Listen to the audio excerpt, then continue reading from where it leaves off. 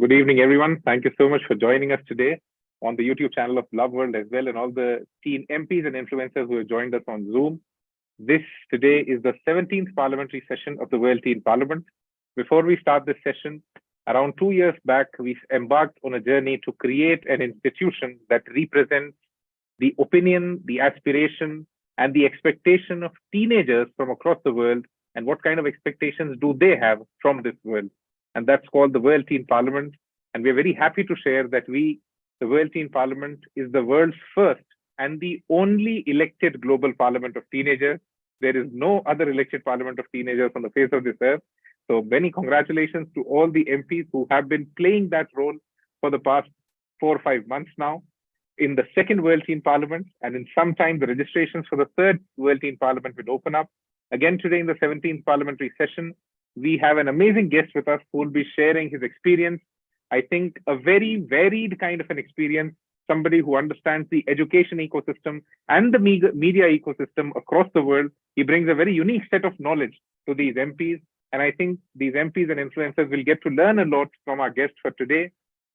He will be giving us an insight into his knowledge and also giving you an insight on how can you, as members of parliament, change this world with opinions, with perspectives, with media, with speaking, and how your influence really changes policies across the world. Thank you so much, everyone, for joining us today. I am very happy to share that in the second World Teen Parliament, there are nearly 9+ countries being represented. There are MPs from 9+ countries here with us who will today be interacting with our amazing guest, and a very warm welcome to Professor Ujjwal Chowdhury, who's currently the strategic advisor and professor at Daffodil International University in Dhaka, Bangladesh. And we're very happy to have him as an advisor of the World Teen Parliament. He has been supporting us since day one. He has been hand-holding us, sharing his knowledge with us so that an institution like the World Teen Parliament could find its genesis. Thank you so much, sir, for joining us today. Let's start this session with an opening address by Professor Ujjwal Chowdhury. Sir, over to you and a very warm welcome. Thank you. Thank you, and good to see the members of the parliament. Is this the first parliament or the second parliament? I missed. Second, okay. So you already have 100 members last time, and there's new 100 members, right? And these 100 members are coming from how many countries? 9. 9+ countries. 9. Okay, great. Good to know that. And good to see the bright young people there. I shuttle between 3 countries, India, Bangladesh, and Dubai. Largely India and Bangladesh. Dubai has just started into multiple roles, but I'm not spending time on all that. I will come straight to the point, because in your case, you gather here to share, to know, and also share perspectives on the world. So my today's point is inclusive leadership. Unfortunately, all over the world, increasingly leadership, political, economic, or business, that is economic, business, similar, and any other, even cultural, are becoming exclusive and not inclusive. Inclusive means where a leader welcomes diversity. Unfortunately, there is a fight between Russia and Ukraine, where Russia would like to find fault with Ukraine and the vice versa. There are fights in the Middle East. There are conflicts within Indian society everywhere. So today's democratic society, it started believing that if you exploit the difference of one group and the other, you can win the support of the comparatively the majority. My question is that actually defeats the purpose of leadership. Leadership was about bringing all, embracing diversity, welcoming diversity, no us and them. There cannot be this is us and that is them. For example, you are 100 here. I can see from your faces, from the background that Mr. Gaur has given, you come from different countries of the world. And that is the beauty. If all of you were from one city, you would not have been interested so much in this project. The beauty of the project is that there are men and women, young men and women from 9 or 10 countries and from various backgrounds. I'm sure you must be English, may be a common language known to you. but you must be speaking diverse languages, from Spanish to Hindi to Bangla to Telugu to Nepali to Sri Lankan languages, languages across the world. So my first urge to you, welcome inclusivity. Create concept of leadership beyond exclusivity. Do not become a leader of this group or that community or that caste. Be a leader of humanity. So welcome inclusivity. And very close to that is value of representation.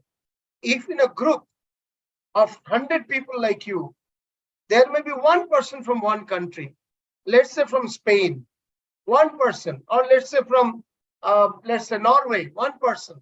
But if that one person speaks about aspects of his or her country, the 99 others get to know about Norway. In all probability, the 99 others have not seen Norway. As much as Norway member of parliament may not have seen India or Bangladesh or Nepal. So it is important that the value of the power of one must be respected, even one. That doesn't mean that only that person speaks, but we must respect and value the power of representation. That's my next point. In this, I'd like to say something. Many a times we are invited in panels, and the panels have 9 or 5 or 6 male members. I refuse to participate in that. My humble point is, it's not a manel, it's a panel. And panel must have at least one member of both men and women, both the genders, at least one or more. So if it is 5 men or 5 women, unless the topic is connected to men's voice or women's voice, that's fine. Then it can be like women leaders panel. That could be all women. But then if it is a panel, it must not be a manel or a womanel. It must be a panel. That's the power value of representation. Gender equality and uniqueness. People say genders are equal. Opportunities and rights are equal, but genders are unique. Think of it. The uniqueness of male and female is established. There are certain roles that male can do and certain roles female can do. Biologically also created differently.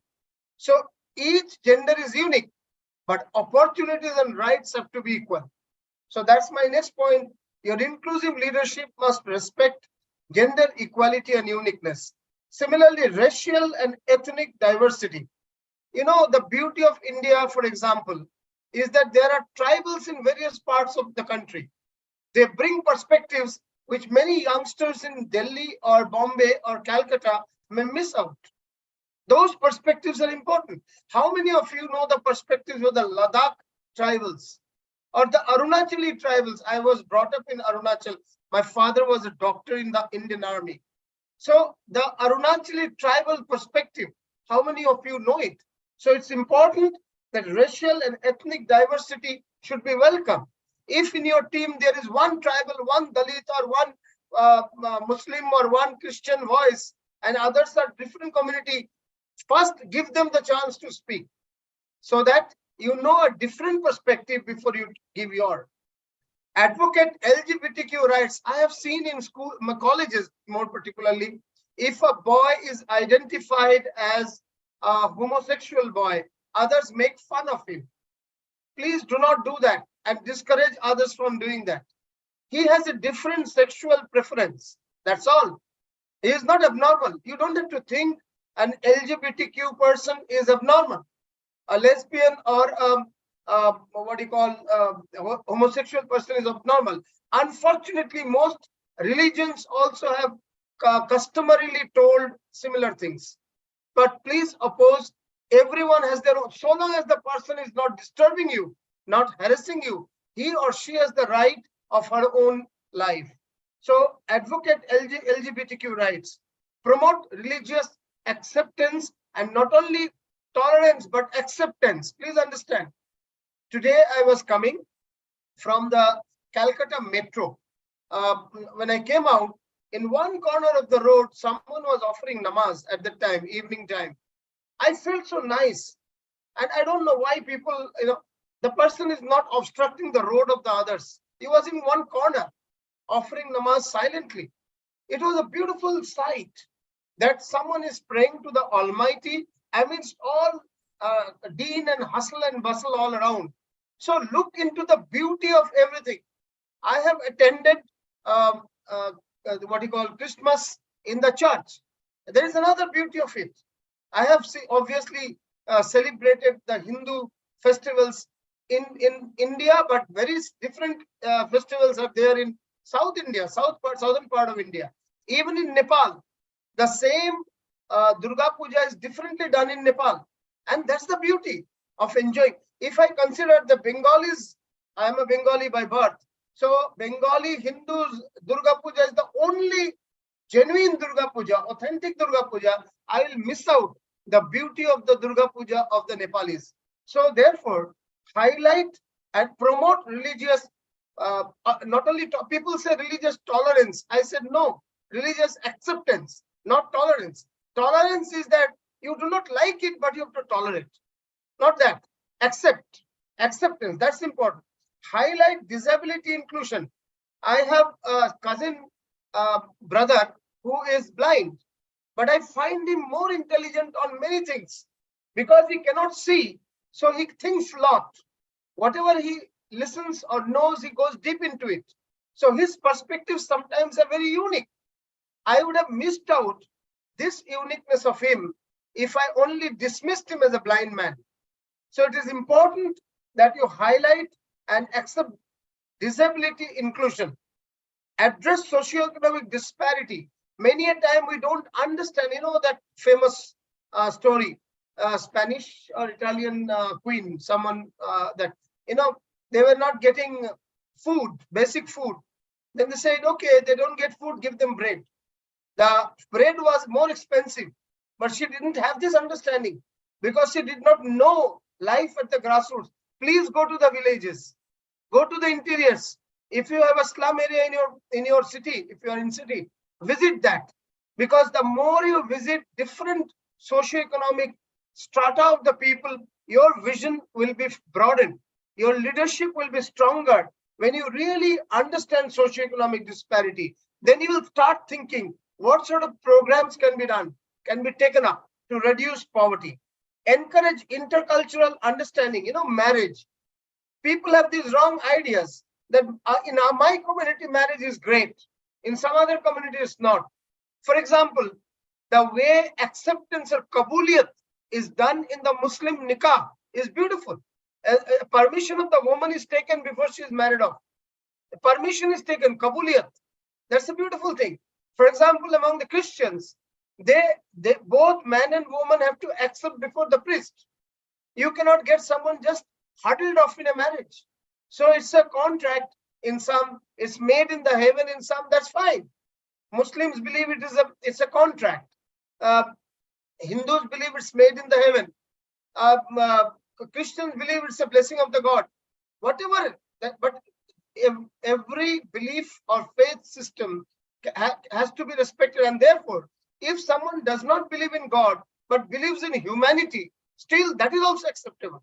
So please understand, we must encourage intercultural understanding. The beauty of dress. Every country, 38 countries I have gone so far. From every country, I have bought one pair of male clothes. You know why? Because that shows the energy level of each community, the color sense of each community, the sense of fashion of each community. That's the beauty. If I only wear white shirts all throughout at every level of my life, then I am only unidirectional. But if I actually have variety, now this is something we can't easily accept in many communities. Food. I know some of you may be vegetarian, some of you may be non-vegetarian. Doesn't matter. But to hate people in the name of food is very wrong. And this is very common all over the world. In India and beyond India. To love people on food and hate people on food. You must, if you have to really like someone for his values or her values, not dress or food.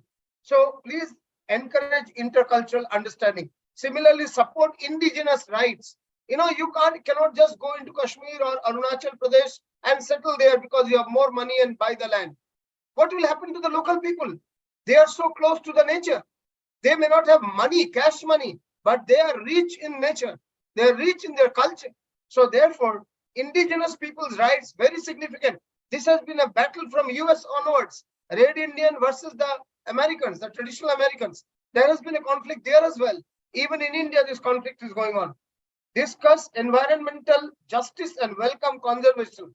The biggest challenge ahead is actually of climate change and environment. So awareness on environmental issues, ensuring environmental justice is very, very significant. Connected to also refugee and migrant rights. I appreciate Bangladesh that it has given space to 10 lakh Rohingya refugees now, 10 lakhs, and taking care of them, food and everything. So you need to really, I appreciate Syrian refugees going and taking refuge in several European countries, including Germany and others. Promote inclusive education. Education cannot be the right of only those who can afford. Today, there is a digital divide in education. I can afford the mobile and smartphone. There are hundreds and thousands of people in the country who cannot afford the smartphone. I can afford online education. This one that you are doing just now, online meet, is unaffordable for larger part of the society. But we do not know them because we do not see them. We only know our equivalents. It is very important, therefore, to promote inclusive education and address digital divide. And I would end by saying, highlight allyship. The more collaborators you have, the better is your leadership. So do not compete. Forget competing amongst yourself. Do not compete with anyone else in the life. From our childhood, we are told to compete. The moment we are born, the relatives will come and compare our complexion with the complexion of the other child, or my elder brother or sister, or the neighbor's child. How sad. Competition starts from there. As if the whole life is about rivalry, about continuous fighting and competing. Make collaboration, see how beautiful. If Paulina collaborates with Tahsin or Abhijit or Anant, or let's say Kashish or Adfa, they are different countries, different societies. The collaboration becomes stronger. If Tahsin speaks to only or collaborates only with his type of guys, he would miss out on how beautiful the world is from Paulina's perspective, or from Kashish's perspective, or from Shloka's perspective. So therefore, the diversity, the more diverse the society is, the more diverse your friend circle is, the more diverse your activities are, they are actually better. I am a better human being because I have traveled to 38 countries and met people of 38 nations. If I had not gone, India itself is very varied, as you know. 7 times I've gone around the country, and some cities more than 30, 40 times. This has expanded the horizon. Everyone may not be lucky enough to go so many times and so many places, but attitude can be diverse. Your coming together from 9 countries, 100 of you together itself is a great example of diversity. And this diversity has one common thing: humanity. No religion is common, no food is common, no dress is common, no marriage habits are common, but one thing common: humanity. So if you can respect each other, one another on the basis of humanity, and not compete, please do not compete. If you do not compete, and Tahsin wants to go to a country where already Kim So-hyun has gone, then Tahsin will be helped by Kim, because her content, her knowledge will be useful to Tahsin before he goes there. Collaboration is the best, and pandemic has proven, if the world had not collaborated on vaccine, half of the world would have been wiped off by now. And please understand, in spite of all that, more than 10 million people have died in spite of collaboration. If the collaboration was better, faster, then much more lives could have been saved. But there was some collaboration at least. If that was not done, half of Africa, half of Asia would have been killed. So I end up, please create inclusive leadership. The more the merrier. The more diverse the society, the more diverse your group, the more diverse your cohort. That's why when you go to a country where in the class there are 50 people from 20 countries, your knowledge is much better than you go to a city where only you see your type of people. The diversity is the beauty of human life. Thank you for your patience. I would try to address to your questions whatever I can. Over to you, Mr. Gaur. Thank you so much, Ujjwal sir, for an amazing start, and I think a very important topic that must have been discussed in the Teen Parliament, and which we keep, talking about in all our review meetings, in all our internal meetings, is inclusivity or inclusive leadership. How do you give space to each other, and how do you learn from each other? Because the biggest, demographic advantage that all of you have at the World Teen Parliament is this: that you come from varied backgrounds, you bring in a varied, content and a knowledge set with all of you. Thank you so much, Ujjwal. Let's start with the question answer session. I'll invite MP Finlay Wangmo for the first question. Finlay, over to you for your question. Please unmute yourself. Hello everybody, I'm Wangmo from Bhutan. I completed my top standard last year. Now I will ask my question. As someone who has held diverse roles, including executive director, strategic director, professor, secretary, vice chancellor, and head of various divisions, what key lessons have you learned from your career that you believe are crucial for teenagers to know? The biggest thing from my career is, yes, I have already understood the question. Very good. And I must tell to these members of the parliament, Finlay Wangmo comes from Bhutan. Bhutan claims to have the highest gross national happiness. We calculate gross domestic product, GDP, and Bhutan calculates happiness, gross national happiness, GNH. And that's a very unique idea of Bhutan. It's a very beautiful country.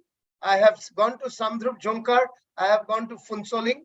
So these two cities of Bhutan. I don't know from where are you, Miss Wangmo? Which city? I'm from Tashkang.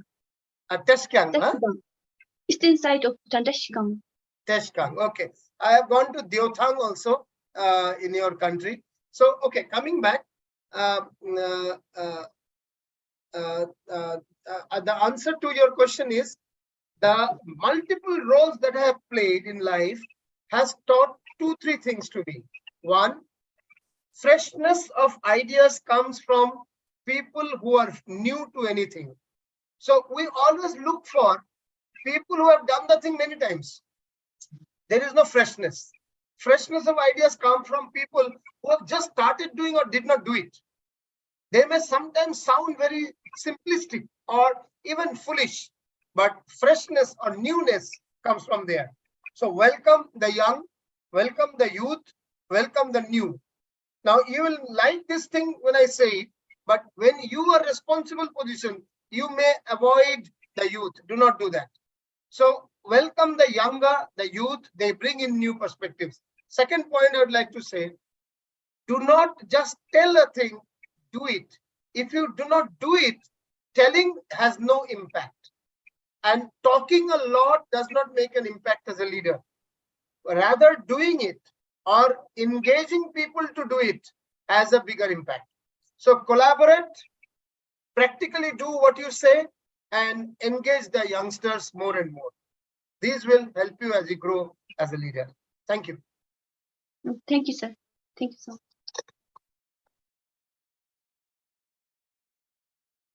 You are mute, Daksh. The next question comes from MP Karpaga Lakshmi M. Karpaga Lakshmi, over to you. Please unmute yourself. Yes, sir. Namaste, sir. This is MP Karpaga Lakshmi M. I'm studying in 9th grade at Adhyapana School CBSE, Madurai, from Tamil Nadu, India. So my question for you is, could you please elaborate on your responsibilities and role as a strategic advisor on Daffodil University? Okay. Yeah. So, Daffodil International University is the largest private sector university of Bangladesh. I am sure there are some MPs from Bangladesh here. So 25,000 students at this point of time and 1,000 faculty members. Now, strategic advice, I was just before this Pro-Vice Chancellor of a Calcutta University, which had 7,000 students, named Adamas University. Now, strategic advisor means what will the university plan to do in the next 10 years? So I started the work in 2021 there, and next 10 means 2030. So 2030, by that time, what activities should be done every year to go to our level? The university is among the top 3,000 universities of the world and top 310 universities of Asia. The goal is to become among the top 100 of Asia and top 500 of the world. Very tough, not easy. So, but how can you try doing that? Rather than looking at other universities, internally, how can you grow? So, last month, we have given a full report in which two ideas I will share with you. One idea was that the university must go abroad. So now we are going to Dubai, settle up Dubai campus. Second idea was it's a physical university. It should also start an online university. We have already registered in New Jersey International Online University, IOU. So these are two ideas which were given, implemented, started implementing. And there are many more ideas which will be eventually applied. So strategic advisor's role is about the strategies to be taken in the next 10 years for the growth of the institute. Thank you. Thank you, sir. The next question comes from MP Dania Nazreen. Dania, over to you. You can unmute yourself. Good evening, sir. Myself, Dania Nazreen. I am from MS Creative School, Hyderabad, Eastern of India. So, sir, I would like to ask you that, can you? Yes, Dania. Yes, sir. My question is, sir, could you please provide an overview of any one of your strategic consulting projects you have worked on, highlighting the key aspects and outcomes of the project? Very well said. Very good. I was giving slightly the example just now that we were asked to create a model of the future university. So this is not the time. Otherwise, I could have shown you the model also. We have made a 10 square model. So 10 enablers of future university, like blended learning, green campus, like the 10 points. And the 10 outcomes, like academic excellence, learners experience, and all that. So these 20 points, each of them have been developed into 9 to 12 points each. So almost 300 activities have been suggested, out of which 2 activities were starting an online university and making a foreign campus. This will be in Dubai. So like that, all of these have been now suggested. So 2 projects have been already started. There are 2, 3 other things. For example, we suggested 10% of students should be given scholarship by the university and 15% more by other organizations supporting the university. The 10% university has started already scholarship, and 15% the attempts are on. Like that, I have only given you 2, 3 examples to save time. I am not getting into more examples, but almost 250 suggestions we have given out of this from those 20 points. Each point into 9 or 8 to 12 or 13, like that. And it has started. They have started a green campus movement also there, and many more. We will discuss that some other time, but these are some of the ideas that have started being implemented. Next question. Thank you, sir. Thank you. The next question comes from MP Shah Charlize. Shah Charlize, over to you. Good evening. Yes, good evening, Shah. I am MP Shah Charlize. Charlize is your name, right? Yes, sir. Charlize, bolo. I am MP Shah Charlize from DPS Srinagar, Jammu and Kashmir. And I'm greatly honored to be able to ask a question to you. So my question to you is, which popular mainstream businesses do you think are likely to experience a decline in near future? Popular new mainstream businesses. Yes, sir. Right? Okay, good. Very interesting question. I didn't think on these lines. I know which are going to be more popular, but decline is the question that you are asking. That's very interesting. So things which are completely physical in nature, businesses, there will be serious decline in that. For example, a restaurant business, which is physical, you go to the restaurant and eat. But if the restaurant business also creates a cloud kitchen and remote service based on app, ordering from app. If these 2 or 3 things are brought in, they will succeed. But if they're only a physical restaurant, there will be challenge. There will be serious challenge of that.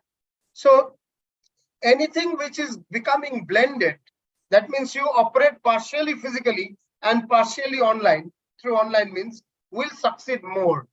And those who are completely physical, they will have a little decline in their thing.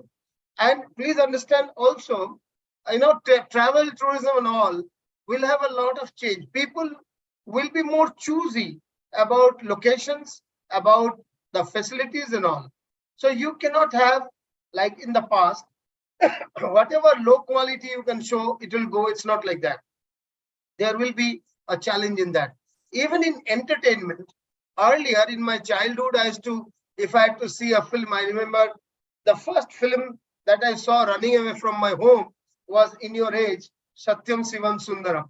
It was not shown by us openly because there were supposed to be adult scenes and all that. And I ran away from home with my friends to watch it. Now, entertainment world is also changing. The traditional cinema-based entertainment is going down. But the alternative routes of entertainment, whether it's web entertainment, whether it's through the OTT platform, so they are gaining more grounds. So traditional business, for example, again, physical doctor, the clinical experience of the doctor in the physical space, going to a clinic and talking to a doctor, that is there. But doctors who have already started giving medical transcriptions, who have already started giving virtual consultation, who have started meeting their patients online first, they will grow more. So anything which is 100% physical will have a decline. Anything which combines the physical and the virtual, that means hybrid or blended, will flourish. That's the point. Thank you so please, much. thank you. Your city is very beautiful. I had gone in 2021 in April when the tulip garden just opened up. It is so beautiful. Everyone should go to Srinagar sometime. And in the month of April, all the tulip gardens are all bright, red, yellow. You just have to see it to believe. It is much beautiful than what the cinemas show. Yeah, over to you. The next question comes from MP Paulina Thomas. Paulina, over to you. Yeah, Paulina. Hi, my name is Paulina. I'm from Spain and I'm in my 10th grade at school. My question is, Sir, as someone experienced in giving teenagers on training in international companies and working abroad, what advice would you offer to young individuals who aspire to pursue opportunities with international companies and work outside their home countries? Very good. Good. Appreciate. First of all, know more than one language. Ideally, in India, we are compulsory to know 3 languages: English, Hindi, and one more language in India, depending on which part of the country. In your case, also Spanish and English, compulsory. But then if you know a 3rd language is better. So 2 to 3 languages is, for international job, 2 to 3 languages compulsory. My daughter has gone to Germany. She has learned German to a reasonable extent before going there. So it's important to learn multiple languages. Point 1. Point 2, you need to be flexible about issues of culture, dress, food, and all that. You may have your own choices. Nobody should impose their choice on you. But similarly, you cannot also impose your choice on others. So flexibility on cultural issues is my 2nd point. And 3rd point, complete professionalism. That means what you are expected to do as per your letter, as per your instructions, you must give honor to the commitment that you have given. Time commitment, work commitment, quality commitment, and completely upgrading. That's another last point. Completely technological upgradation. What you know as right when you join the job will not remain the level of knowledge 2 years down the line. So continuous upgrading yourself is very, very significant. Many companies within their jobs make the employees of the team upgrade themselves. But important that you learn yourself also, not wait for the company. Working in team, everyone tries to impress others to become leader. Wrong. you first start working as a team. When you bring the team together and start working, automatically leadership comes out. Leadership which is imposed from above is transactional leadership. What evolves from ground is transformational leadership. So transformational leadership and teamwork, multiple languages, flexibility on cultural issues, complete professionalism, and upgrading yourself technologically every now and then. 5 things will make you succeed abroad. Okay, thank you very much. Thank you, Paulina. And good to see you from Spain. I have the desire to go to your country. I have not yet gone there, but I have a very good friend, Lucia Bustabad. She stays in, Barcelona. So sometime in future, I will go there. Okay, Daksh. The next question comes from MP Madhumita Mani Babu. Madhumita, over to you. Hello, sir. I'm MP Madhumita Mani Babu, 8th grade, Ran International School, Bangalore, Karnataka, India. Sir, in what ways do you anticipate AI will impact and transform the curriculum of schools? Already happening. Higher education, big time. School education may take some time, but higher education is big time. So AI, for example, your madam wants to say something about a subject. She can, with AI, create a 5-minute film without using camera, only using the mobile and the internet, or the computer and the internet. So there is an AI tool called Mid Journey. There is an AI tool called Flicky.ai, F-L-I-K-I, Flicky. Another AI tool is there, InVid, I-N-V-E-D, sorry, InVid. All these, even ChatGPT can create videos. Now, video-based learning will increase, school or higher education. Second, basic knowledge about any topic, the AI like Notion AI or ChatGPT will give you. But how do you apply that knowledge in your context, in your surrounding? That is where you have to do. So AI will give the foundation knowledge, and your practice and experience will give the customized or niche or specific knowledge. So you have to blend the two to actually make it. So I saw one of my Bangladesh students. He came and said, "I want to write a letter to my mother. I have never written a letter." And I'm seeing in front of him, his mother is an English teacher. And he said, "In front of you, I'll ask ChatGPT to write a philosophical letter to my mother." He asked the question, I'm making it short, the letter comes up.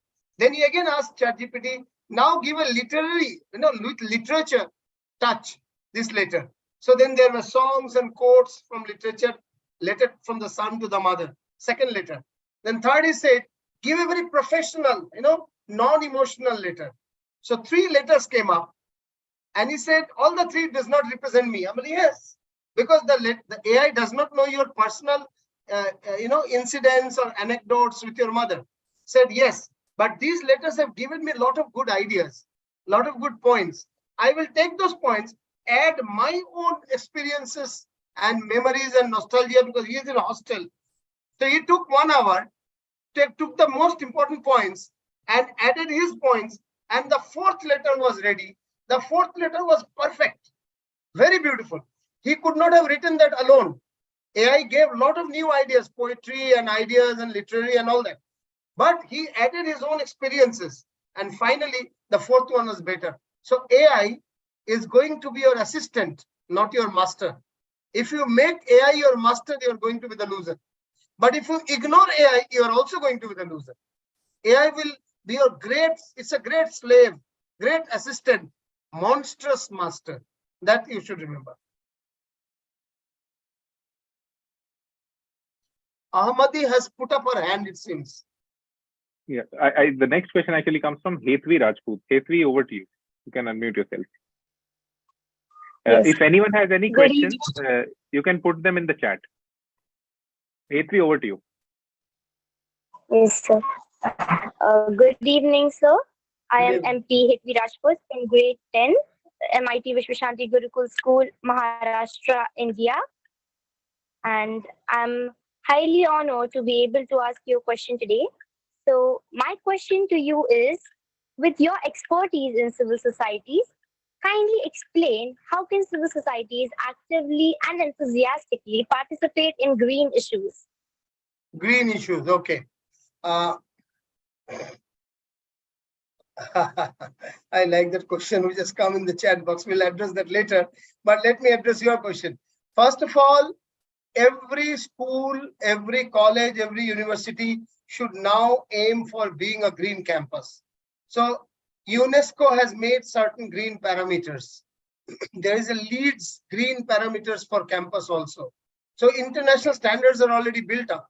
So it is important that every educational institute should aim for green campus gradually. So any visitor will plant a tree.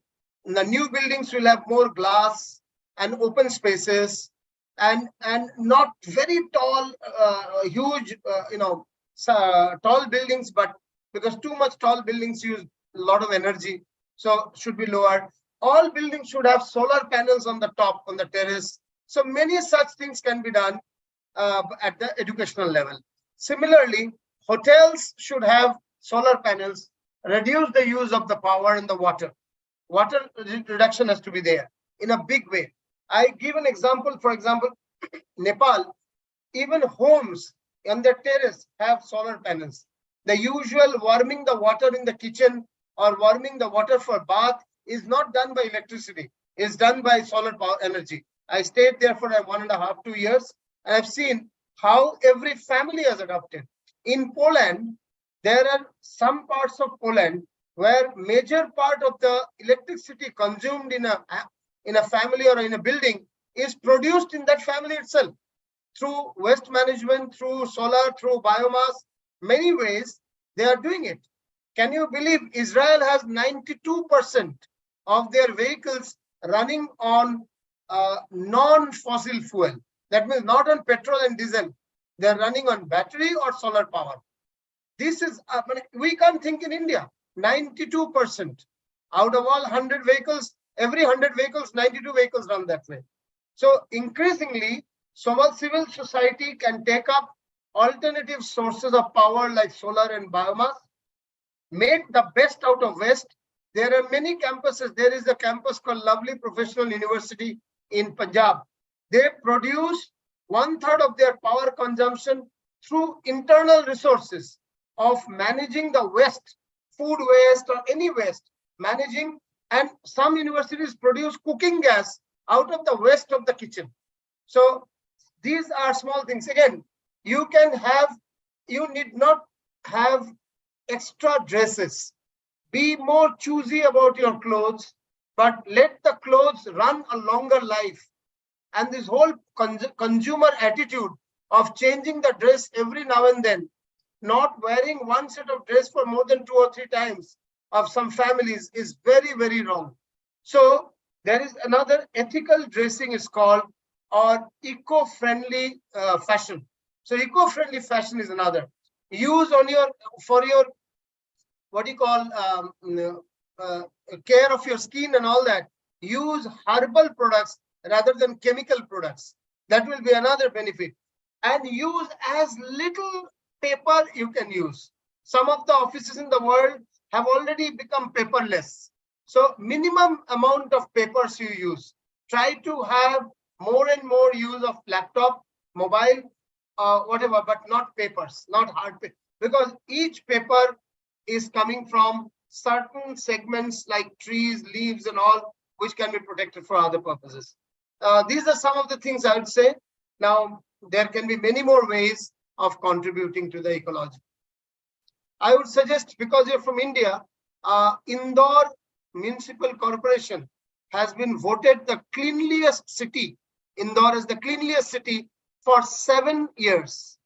And Indore Municipal Corporation is doing fabulous job of managing the waste of the homes and offices of Indore. So a case study of Indore, if you Google, you'll get it. Do read a case study of Indore, how common people are contributing to the protection, conservation of nature. Even Bhopal is also doing well. Back to you, Daksh. Thank you so much, sir. So a lot of teenagers have asked a lot of questions. I hope they must have got a lot of answers as well. They might have also got encouraged to do something. But since we're nearly at the conclusion of the session, but before we go into the conclusion, we ask to try to get this perspective from most of our speakers, that if you visualize a parliament of teenagers, what do you expect that these teen MPs must be doing? Because always when there is a parliament, there are people who expect something from the parliament. So what do you expect that these teen MPs should be doing within their tenure of 1 year that they are here at the World Teen Parliament? What should they be accomplishing? You're asking Yes, me? sir. Yes, sir. Number one, what should be the education systems of the country? Why should people of my age determine the system of education of your age? We can determine the content to some extent, but how would you like to learn? Would you like to learn through games? Finland is doing that, learning through games. Do you know there is no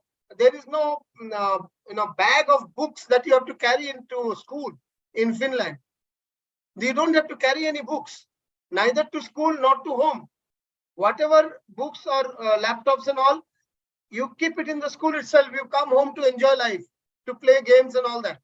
So how it is being done? So your experiences will be there, your knowledge will be there. If not knowledge, your expectations will be there, how education should be delivered. So teenagers should talk about how to influence the education system of the country. 1.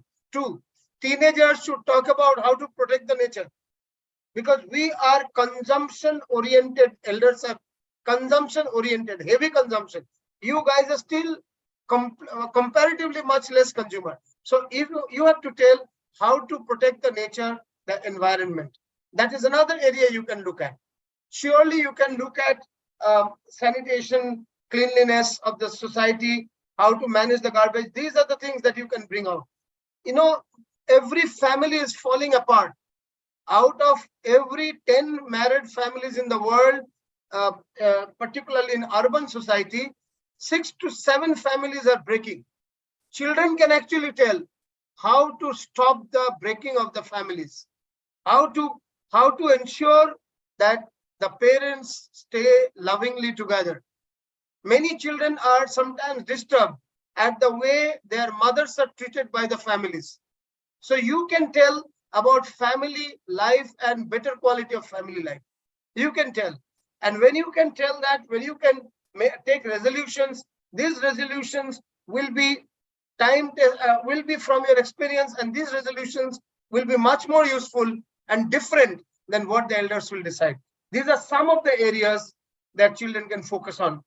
There is one question from Mahwin Kalim. What is the downfall if an AI takes over the school? AI is not, AI, at least today's AI, needs a human intelligence to run it. So someone who will take over your school is a human being using AI. AI by itself will not take over the school. As on today, I don't know about future. Science fictions are there when artificial beings are taking over human life. That is there. But as on today, it will be a human mind using AI which can control things. So yes, there is a downfall of it, downside of it. And it is important that we should also develop systems through AI by which progress or efficiency should be increased and not negativity or not controlling. But there is a problem that some very intelligent human beings can misuse AI. Just like nuclear power can be used for nuclear bomb and nuclear power can be used for producing electricity. Depends upon who runs the nuclear button. Similarly, who runs the AI button? That is significant. You guys will be evolving to be better human beings than your previous generation, and you will make better use of the technology. After all, mankind needs to survive and grow and not die due to its own negative creations. Thank you so much, Ujjwal sir, for being a part of the 17th Parliamentary session. You've shared a lot of insights, a lot of experience with all our teenagers. And before this session comes to an end, I would request all the teenagers, try and take the essence of whatever you heard in this session today. Through the World Teen Parliament, every month we try to give you interactions with people who have a lot of experience, a lot of deep knowledge. And we try to give you a peep into content that nobody will be talking to you about. As a representative of the teenagers, take this content to many more teenagers. It's very important that you democratize ideas, that you democratize knowledge, that you democratize, just the exchange of things. Because that's the beauty of the World Teen Parliament, that you, as the representative of teenagers, you get empowered, but don't keep that empowerment to yourself. Take it to many more people. So thank you so much, Ujjwal. But before this session comes to an end, there is 7-8 minutes remaining. I would like to have one point, that's my usual practice, to get a sort of a ROI from the audience. There are many here who have not spoken. So if you allow me 2-3 minutes, for example, please. Atul Matthew, what is your takeaway today? Unmute and speak. What is your takeaway today? What would you remember from the last 1 hour? Atul Matthew, what will you take back with you? Sir, can you hear me? Yes. Sir, from this meeting that you have neatly present, you have well presented, sir. I have seen, I have been now, like, I know from your points that now I have, sir, just 1 second. No problem, no problem. Just finish one sentence. What will you remember? What will you take away with you? Sir, I saw, Okay, I'll come back to you. Kim So Hyun, what will you remember from today's program, today's discussion? What is your takeaway? Unmute, yes, speak. For me, can you hear me? Yes. Yes. I was very inspired by your words about, you said about like 10 minutes ago, AI is your assistant, not a master. Right. And it should be like a slave that provides you ideas, Right. and you're building on it. Very good. I'm actually doing an individual report for my global perspective subject. So can I use your ideas? Great. Where are you from, Kim? South Korea. Great. I haven't gone to your beautiful country, sometime in future. Thank you. Nice speaking to you. Let me also take a quick feedback from Kashish Garg. Quick feedback. What are you taking back with you today? Unmute yourself.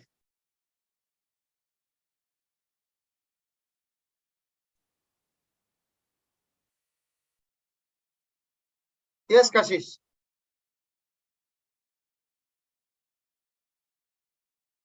We can't hear you, Kashish. I think she's facing some. Okay, fine. Kashish, try to unmute your. Sloka Krishna. Unmute. Yeah. Yes, sir. Can you hear me? Yes. Sir, I think your whole introductory speech was extremely inspiring to me, at least, because you talked about, diversity, which is a common problem. Some people think of diversity as a bane rather than a boon, which is why you clearly pointed out that we must, kind of accept people for who they are, because after all, we're human beings, and we should always kind of stick together and bring each other up rather than put others down just because of their clothing or their food or their ethnicity, their race, their sexual preferences, etc. So thank you so much for bringing that issue to light, sir. Thank you. Mr. Garg, this secretary concept is what I can see. Aisha as secretary, then many more. What is this concept? Actually, we envision the World Teen Parliament exactly like a real parliament, and we want that this should completely be controlled by teenagers. So what we have done is we have created a secretariat that keeps a track of what is happening at the Teen Parliament. That are the MPs participating, what are they doing, and they help them in all the approvals that they want from the central secretariat. So they are basically the bridge between these MPs and our central office. Very good. So last 2 comments I'll take from 2 secretaries. Secretary Aisha and Secretary Yasmin Sheikh.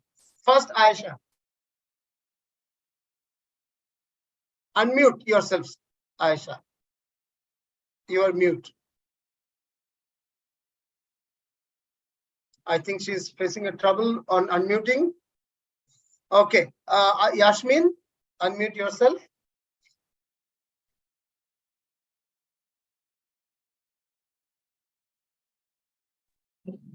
Yes. Hello, sir. Yes.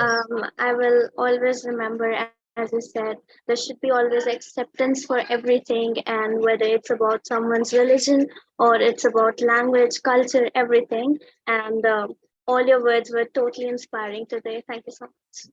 Thank you. Thank you. Can I Back now? to you. Yeah. Yes.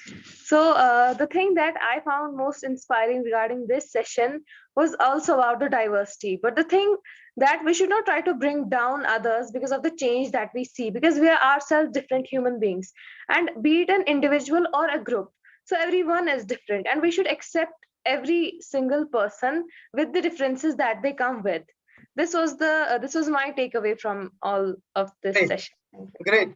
My quick suggestions in future, try to join everyone, try to join from the laptop unless you are completely out of home and you have to force to join on mobile. Laptop is a more stable connection and better to listen and watch and even talk. Second, try to also note a few of the key points that you can remember for your leadership work going ahead. So some of the key points that can be shared. I'm sure this recorded videos also you have access.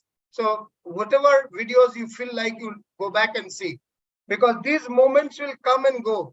Life is about good moments. These moments will come and go.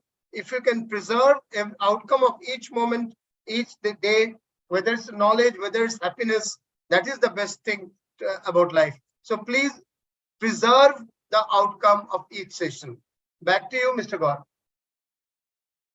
Thank you so much, Ujjwal sir. And I think it's a very good activity. The last speaker that we had, MP Tova Hamilton from Jamaica, she also did the same thing. And we had a very amazing session where the interaction even livened up. So thank you for doing this. And, it's always good when speakers come in and they want to get involved in the whole process.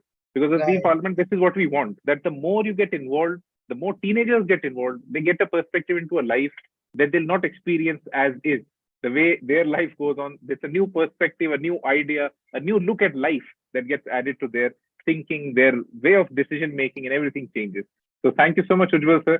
Before this session comes to an end, there's a good news for all the MPs and influencers that we have organized a special WTP certified workshop or a WTP masterclass for you in the coming time. And we're very happy to share this, that this class would typically be a 60-minute workshop for you on education focusing on freedom of speech.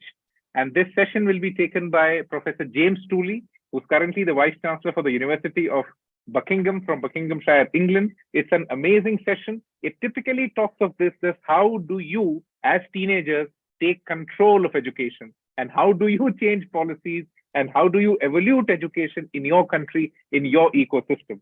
So, and we'll be organizing such sessions even more regularly. If you need, and if you have any idea that you want, okay, this is a kind of workshop, this is a kind of a thing that you want to, attend, please keep telling us, and our teams will be working in hand with you so that you're able to gain the maximum from the World Teen Parliament. Thank you everyone for being a part of this session. This was the 17th parliamentary session of the World Teen Parliament. Very soon, the registrations of the 3rd World Teen Parliament will start.